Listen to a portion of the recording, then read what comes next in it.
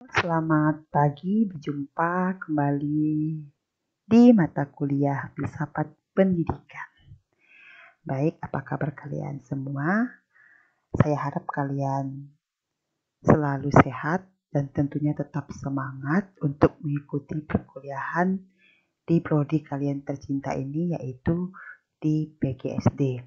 Nah, pada pertemuan ketiga ini kita akan mempelajari mengenai apa? Mengenai filsafat pendidikan dan peranannya di kehidupan bermasyarakat.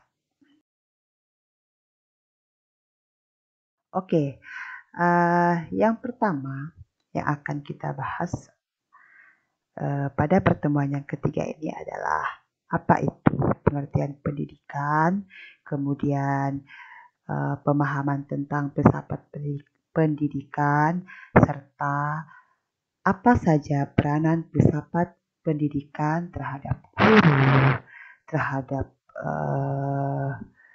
peserta didik, dan terhadap masyarakat pada umumnya. Mari kita lihat pertama-tama mengenai pengertian pendidikan.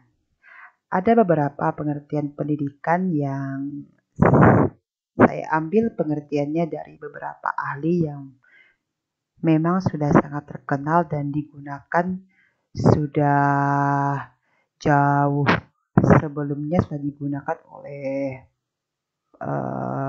para pendidik untuk memberi definisi mengenai pengertian pendidikan ini. Mari kita lihat.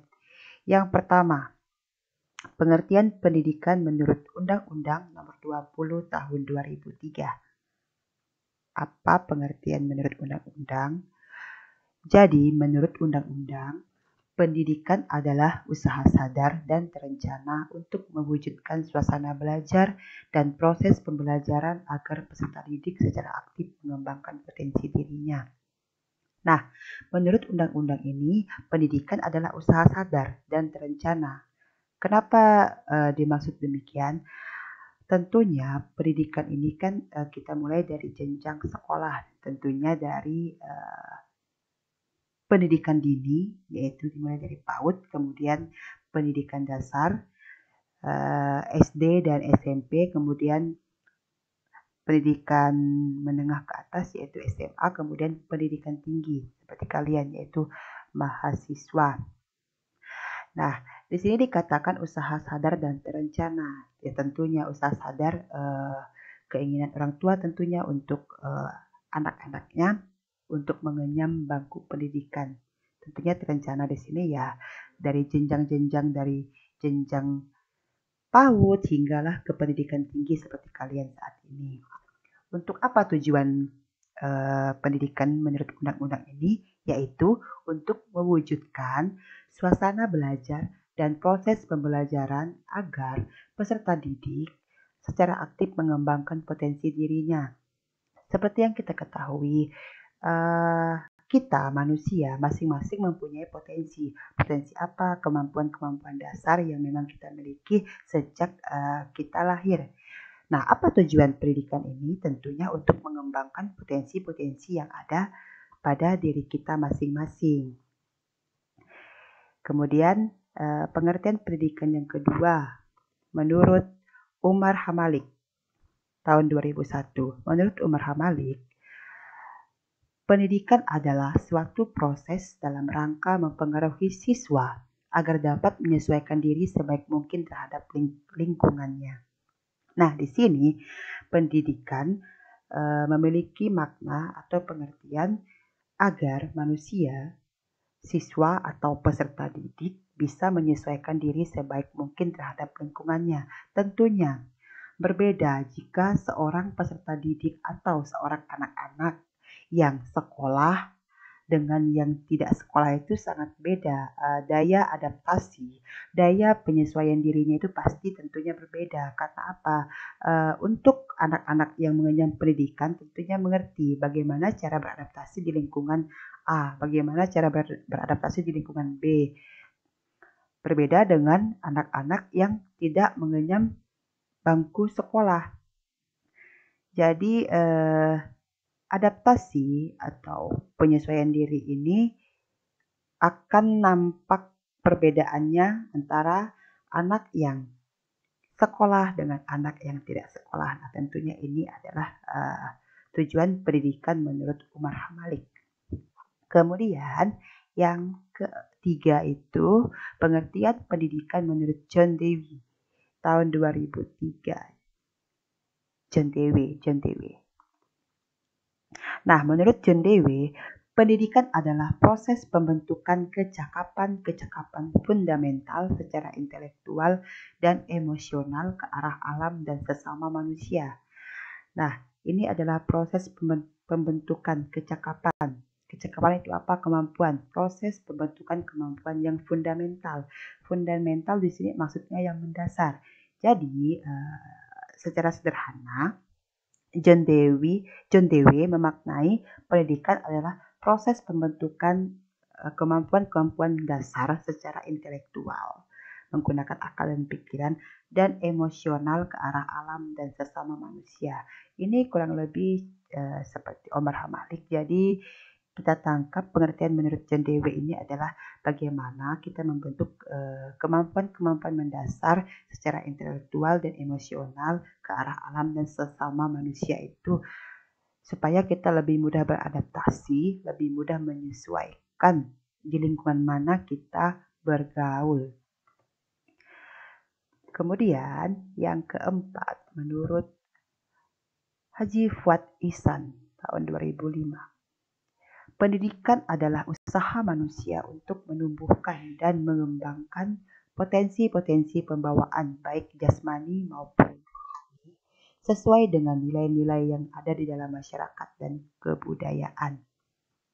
Nah, kurang lebih seperti pendapat-pendapat para ahli sebelumnya, menurut Fuad Ihsan ini juga bagaimana manusia mengembangkan potensi-potensi atau kemampuan-kemampuan pembawaan, kemampuan-kemampuan dari lahir, baik jasmani maupun rohani, sesuai dengan nilai-nilai yang ada di dalam masyarakat dan kebudayaan. Jadi, adanya potensi dasar, potensi asal yang kita miliki, bisa kita kembangkan sesuai dengan nilai-nilai yang ada di dalam masyarakat dan kebudayaan yang kita anut sekarang, tentunya melalui pendidikan itu. Bisa kalian bayangkan jika tidak ada jenjang pendidikan yang ada saat ini. Apakah bisa kita menyesuaikan diri di dalam masyarakat dan kebudayaan? Apakah bisa kita beradaptasi dengan kebudayaan dan masyarakat hingga saat ini? Tentunya jika tidak ada pendidikan, saya rasa aturan-aturan atau pergaulan di masyarakat itu akan amburadul dan tidak beraturan. Nah, disinilah fungsi pendidikan. Jadi bisa mengatur, bisa supaya manusia tersebut bisa beradaptasi terhadap lingkungan tempat tinggal manusia saat ini. Seperti itu. Nah, dari pengertian pendidikan, kita masuk ke filsafat pendidikan. Apa itu filsafat pendidikan? Mari kita lihat bersama-sama. Nah, di dalam filsafat pendidikan, ada dua istilah yang hampir sama dalam ilmu pendidikan, yaitu pedagogi dan pedagogik. Nah, apakah perbedaan dari dua istilah ini? Kita lihat bersama-sama. Pedagogi berarti pendidikan, sedangkan paeda artinya ilmu pendidikan. Nah, pedagoik atau pedagogi atau ilmu pendidikan ialah yang menyelidiki, merenung tentang gejala-gejala perbuatan mendidik. Nah, sebenarnya istilah ini berasal dan kata pedagogia berasal dari bahasa Yunani yang artinya apa? Pergaulan dengan anak-anak. Sedangkan yang sering menggunakan istilah paidagogos adalah seorang pelayan pada zaman Yunani kuno yang pekerjaannya mengantar dan menjemput anak-anak ke sekolah, dan dari sekolah.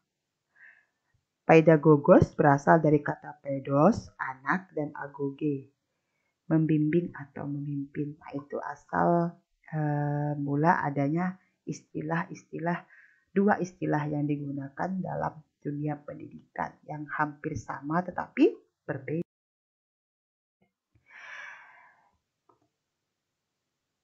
Oke, kita lanjut.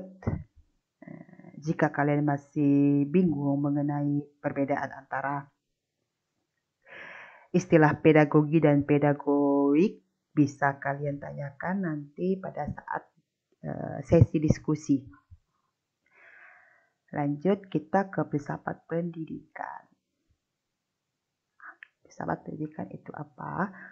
Berfilsafat dan mendidik adalah dua fase dalam satu usaha. Berfilsafat ialah memikirkan dan mempertimbangkan nilai-nilai dan cita-cita yang lebih baik tentunya. Seperti yang sudah kita pelajari sebelumnya, apa itu filsafat? Ya, filsafat itu tidak jauh dari pemikiran-pemikiran, pertimbangan, nilai-nilai, dan cita-cita yang lebih baik tentunya ke arah yang sesuai dengan pengertian filsafat itu sendiri, yaitu cinta akan kebijaksanaan. Tentunya berfilsafat ini yaitu memikirkan, mempertimbangkan nilai-nilai dan cita-cita yang lebih baik. Nah, sementara mendidik ialah usaha merealisasikan nilai-nilai dan cita-cita itu dalam kehidupan, dalam kepribadian manusia. Nah, disinilah dikatakan antara berfilsafat dan mendidik adalah dua fase dalam satu usaha. Sedangkan filsafat ini bahannya, jika kita analogikan sebagai bahannya, dan mendidik ini adalah medianya. Media seperti apa? Media untuk menyampaikan filsafat ini melalui dunia pendidikan. Tentunya sudah kalian ketahui bahwa filsafat ini adalah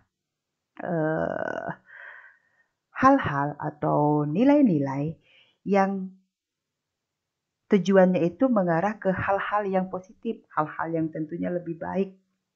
Kemudian bersatulah dengan kata mendidik. Mendidik ini adalah media untuk menyampaikan apa saja nilai-nilai dari filsafat itu ke dalam apa? Ke dalam kehidupan manusia dan tentunya juga ke dalam kepribadian manusia. Seperti yang sudah saya katakan tadi sebelumnya, jenjang pendidikan itu sangat-sangat tinggi, mulai dari pendidikan dini hingga pendidikan tinggi. Nah, dari situlah filsafat mulai masuk dari pendidikan dini hinggalah ke pendidikan tinggi seperti kalian saat ini.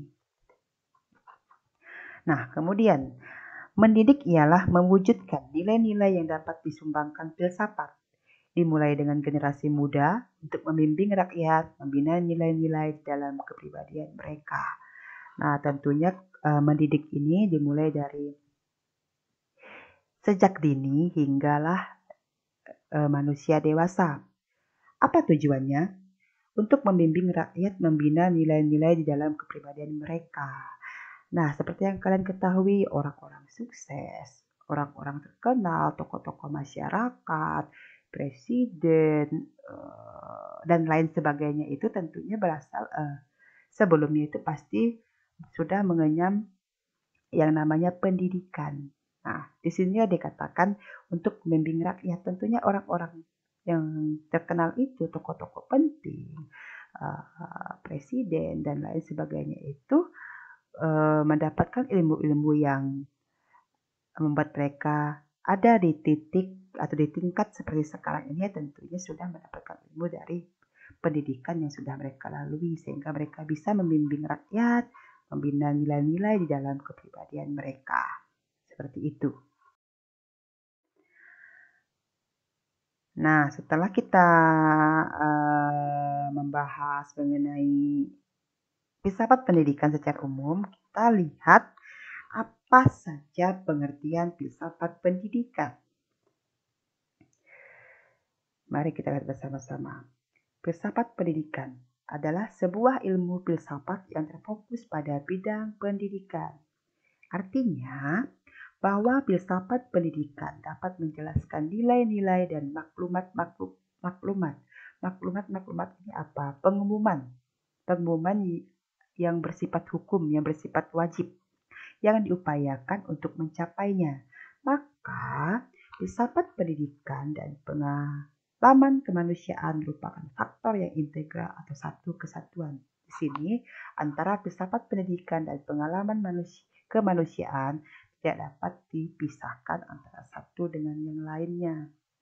Kan di sini dikatakan bisa kita ambil kesimpulan pengertian filsafat pendidikan di sini adalah pengalaman manusia yang sudah didapatkannya, dan filsafat pendidikan itu adalah faktor-faktor yang merupakan satu kesatuan yang tidak bisa dipisahkan antara satu dengan yang lainnya. Nah, menurut Al-Syaibani, filsafat pendidikan ialah aktivitas pikiran yang teratur yang menjadikan filsafat tersebut sebagai jalan untuk mengatur, menyelaraskan, dan memadukan proses pendidikan. Tentunya dengan adanya pendidikan, otomatis filsafat yang sudah ada sejak dulu itu bisa disampaikan secara teratur melalui proses mendidik, teratur, tersistem, melalui proses mendidik yang dilakukan oleh para pendidik dari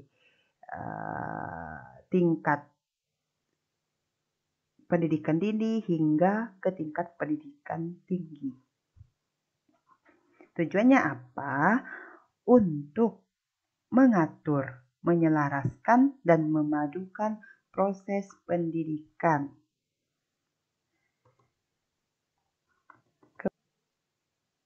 Kita lihat bersama-sama pengertian filsafat pendidikan menurut Zanti Arbi tahun 1988. Yang pertama, menginspirasi, yang dapat diartikan mampu memberikan inspirasi bagi para pendidik untuk menjalankan berbagai ide dalam pengembangan pendidikan.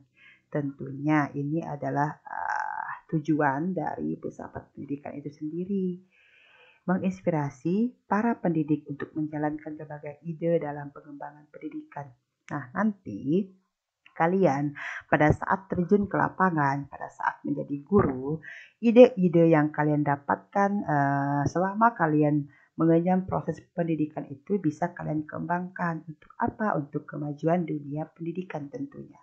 Nah, dengan adanya filsafat ini kalian bisa menjalankan berbagai ide yang sudah kalian tampung, berbagai ide yang sudah kalian siapkan selama proses kalian mengenyam pendidikan itu bisa kalian kembangkan saat kalian menjadi guru atau saat kalian terjun di dunia kerja nantinya. Kemudian, menganalisis. Nah, dapat diartikan mampu memeriksa secara detail setiap bagian dari pendidikan hingga validitas dari pendidikan itu sendiri dapat diketahui secara jelas. Nah, salah. Ada lagi tujuan atau pengertian filsafat pendidikan menurut Zanti Arbi yaitu menganalisis. Tentunya kalian para mahasiswa yang sudah mengenyam pendidikan hingga pendidikan tinggi saat ini, daya analisis kalian akan semakin tajam. Artinya apa? Mampu memeriksa secara detail setiap bagian dari pendidikan hingga valid atau sah. Kevaliditasan atau kesahan dari pendidikan itu sendiri dapat diketahui secara jelas. Jadi kalian sudah menganalisis mana hal-hal yang positif untuk kemajuan dunia pendidikan. Jadi bisa kalian implementasikan nanti pada saat kalian menjadi seorang guru. Kemudian yang ketiga, memperspektifkan. Apa itu? Yaitu mengenai upaya memberi pengarahan dan penjelasan kepada pendidik mengenai pendidikan secara lebih luas dan mendalam. Nah, kalian masuk ke prodi PGSD ini tentunya proses kalian kuliah di PGSD yaitu nanti kalian bisa melihat pendidikan dari sudut pandang yang lebih luas, dari perspektif yang lebih luas dibandingkan kalian memilih atau pada saat kalian sebelumnya itu duduk di bangku SMA atau kalian memilih prodi lain, tentunya perspektifnya akan berbeda. Nah, kalau di PGSD atau di ranah pendidikan, kalian akan diajarkan, difokuskan untuk melihat pendidikan secara lebih luas dan mendalam. Perspektif atau sudut pandang kalian akan berbeda dengan perspektif atau sudut pandang teman-teman kalian yang kuliah di luar prodi pendidikan tentunya. Jadi di sini kalian akan diajarkan, kalian akan dibimbing mengenai bagaimana kalian melihat dunia pendidikan secara lebih mendalam, secara lebih luas, agar kalian lebih paham pada saat kalian terjun ke sekolah-sekolah, terjun ke dunia kerja nanti, kalian lebih paham bagaimana cara kalian mengajar, mendidik anak didik kalian. Seperti itu. Kemudian, yang keempat, pengertian filsafat pendidikan. Menurut Zanti Arbia itu menginvestigasi. Maksudnya apa? Meneliti dan memeriksa tingkat kebenaran dari berbagai teori yang ada di dunia pendidikan. Nah, kalian nanti kalau sudah lulus jadi sarjana pendidikan, kalian pasti sudah bisa memilah-milah, bisa memfilter kebenaran dari berbagai teori yang ada di dunia pendidikan. Nah, kalian bisa gunakan teori mana yang sesuai dengan kalian sendiri, bagaimana cara kalian mengimplementasikan, mempraktekkan teori mana yang akan menjadi dasar kalian pada saat kalian mengajar kelak. Nah, ini makanya dikatakan di sini menginvestigasi, meneliti dan memeriksa tingkat kebenaran dari berbagai teori yang ada di dunia pendidikan. Mana yang sesuai dengan lingkungan kerja kalian, mana yang sesuai dengan sistem pendidikan tempat kalian mengajar nanti. Jadi disesuaikan teori mana yang sesuai yang akan kalian gunakan nanti pada saat kalian mengajar anak didik kalian. Seperti itu. Nah, setelah kita belajar mengenai pengertian pendidikan, apa itu filsafat pendidikan, sampailah kita pada peran filsafat pendidikan. Apakah peran filsafat pendidikan bagi pendidik, bagi peserta didik, dan bagi masyarakat pada umumnya? Peranan pendidikan di dalam kehidupan manusia, lebih-lebih dalam zaman modern, ini diakui sebagai sesuatu kekuatan yang menentukan prestasi dan produktivitas seseorang. Tentunya, pendidikan memiliki kekuatan, memiliki power yang sangat besar terhadap perkembangan atau kehidupan manusia modern hingga saat ini. Bisa kalian bayangkan jika tidak ada pendidikan, apa yang akan terjadi di dunia? Adakah orang-orang penting, tokoh-tokoh masyarakat, presiden, dan lain sebagainya? Adakah dokter? Adakah pilot? Adakah orang-orang yang berkecimpung di dunia politik, orang-orang yang berkecimpung di dunia pemerintahan? Akan adakah orang-orang tersebut jika pendidikan tidak ada? Tentunya jawabannya tidak. Nah, disinilah peran pendidikan sangat kuat dan memiliki power yang tidak dapat tergantikan. Untuk apa? Untuk menentukan prestasi dan produktivitas seseorang. Terlebih zaman sekarang yang sangat-sangat maju, zaman-zaman modern ini. Jadi peran pendidikan tentunya itu sangat-sangat besar. Nah, tidak ada suatu fungsi dan jabatan di dalam masyarakat tanpa melalui proses pendidikan. Ya, sangat betul. Tidak ada suatu fungsi dan jabatan di dalam masyarakat tanpa melalui proses pendidikan. Ini tidak bisa dipungkiri lagi ya. Pastinya. Nah, seluruh aspek kehidupan memerlukan proses pendidikan. Dalam arti demikian, terutama berlangsung di dalam dan oleh lembaga-lembaga pendidikan formal. Ya, ini harus kita akui bahwa seluruh aspek kehidupan memiliki atau memerlukan proses pendidikan, terutama di lembaga-lembaga pendidikan formal seperti sekolah dari PAUD, sekolah dasar, sekolah menengah pertama, sekolah menengah atas, sekolah menengah kejuruan, hinggalah ke pendidikan tinggi, tingkat universitas, mahasiswa seperti kalian. Kalian pasti mengenyam yang namanya pendidikan. Jadi aspek atau tingkatan-tingkatan kehidupan kalian itu tentunya tidak bisa lepas dari dunia pendidikan, terutama pendidikan formal yang kita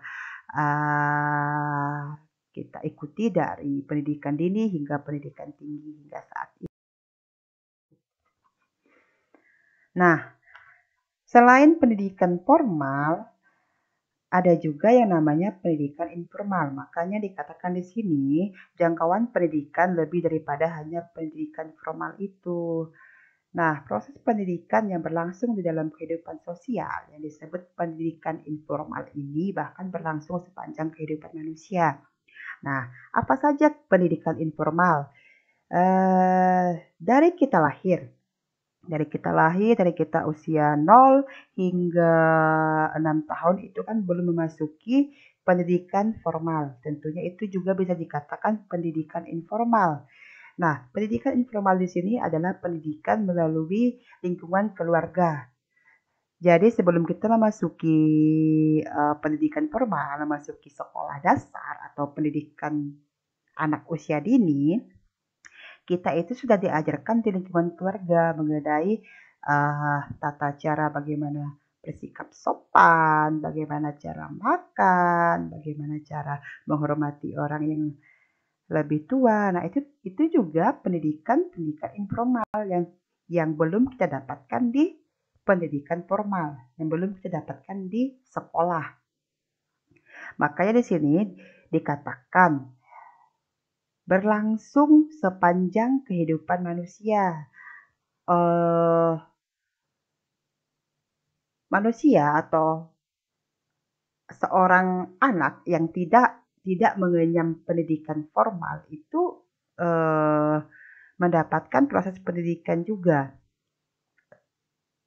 Pendidikan dari mana? Dari lingkungan masyarakat, dari lingkungan keluarga yang sudah saya sebutkan tadi. Jadi jangan kalian hanya terpaku bahwa pendidikan itu hanya didapatkan di pendidikan formal saja. Pendidikan informal juga mengajarkan kita ilmu-ilmu kehidupan yang bisa kita terapkan di masyarakat, di mana tempat kita nanti tinggal, di mana tempat kita menetap, supaya kita mudah beradaptasi. Tetapi lebih penting itu kita juga harus mengenyam pendidikan formal di sekolah-sekolah, tingkatan-tingkatan yang harus kita lalui, dan mestinya dibarengi dengan pendidikan informal. Jadi sebenarnya antara pendidikan formal dan informal ini sangat-sangat terkait, tidak dapat dipisahkan. Nah, meskipun pengaruh pendidikan informal ini tak terukur dalam perkembangan pribadi, tapi tetap diakui adanya. Jadi jangan kalian kira pendidikan informal ini tidak terukur, terutama dalam perkembangan pribadi, tapi tetap diakui adanya. Tanpa adanya lingkungan keluarga, tanpa adanya lingkungan masyarakat, kita tidak akan bisa berproses menjadi manusia yang lebih baik. Jadi lingkungan keluarga, lingkungan sekolah, lingkungan masyarakat itu sangat memiliki keterkaitan yang sangat erat. Nah, disinilah peran pendidikan. Tentunya filsafat pendidikan bisa kalian dapatkan melalui yang pertama tentunya proses pendidikan formal. Dan kedua itu proses pendidikan informal yang terjadi di lingkungan keluarga, di lingkungan masyarakat, intinya di luar sekolah. Sekolah ini kan termasuk pendidikan formal. Kemudian lingkungan keluarga, lingkungan masyarakat itu kan pendidikan informal. Dari sinilah peran filsafat pendidikan sangat berarti.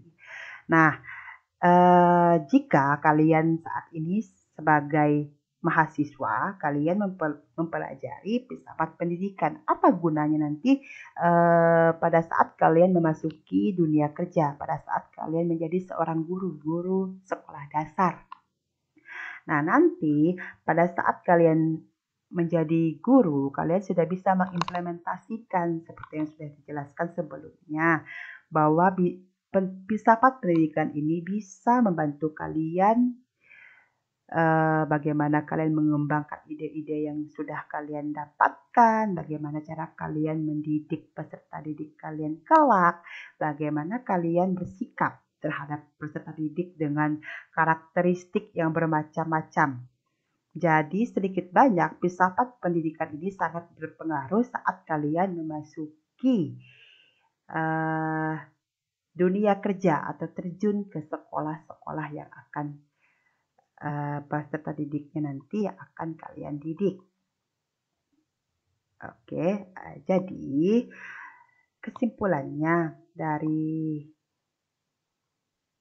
materi pada pertemuan yang ketiga ini adalah peran filsafat pendidikan terhadap kalian calon pendidik, bagaimana kalian bersikap, bagaimana kalian mengimplementasikan ilmu-ilmu yang sudah kalian dapatkan pada proses perkuliahan, bagaimana kalian menerapkan, bagaimana sikap kalian terhadap peserta didik kelak yang memiliki karakter yang beragam, bagaimana sikap kalian terhadap rekan kerja, dan filsafat pendidikan ini sangat berpengaruh bagaimana kalian mengimplementasikan mengenai filsafat kehidupan kalian kepada peserta didik dengan cara mendidik yang lebih baik, mendidik dengan penuh kesabaran, mendidik dengan penuh ketekunan, dan mendidik dengan penuh kebijaksanaan. Oke, materi pada pertemuan ketiga ini cukup sampai di sini. Saya harap kalian paham, kalian mendengarkan dengan seksama penjelasan-penjelasan yang sudah saya berikan. Saya harap kalian bisa mengimplementasikan peran filsafat pendidikan nanti pada saat kalian menjadi seorang guru. Baik, kita akan melanjutkan diskusi pertemuan ketiga ini di WhatsApp group. Saya harap kalian semua aktif, bisa mengajukan pertanyaan-pertanyaan yang kritis, bisa menanggapi pertanyaan-pertanyaan teman dengan analisa yang tajam, dengan bahasa yang tersusun rapi sesuai dengan tingkatan kalian yang sudah mahasiswa sekarang ini. Oke, terima kasih. Sampai jumpa pada pertemuan keempat. Salam sehat dan tetap semangat untuk mahasiswa PGSD 2020.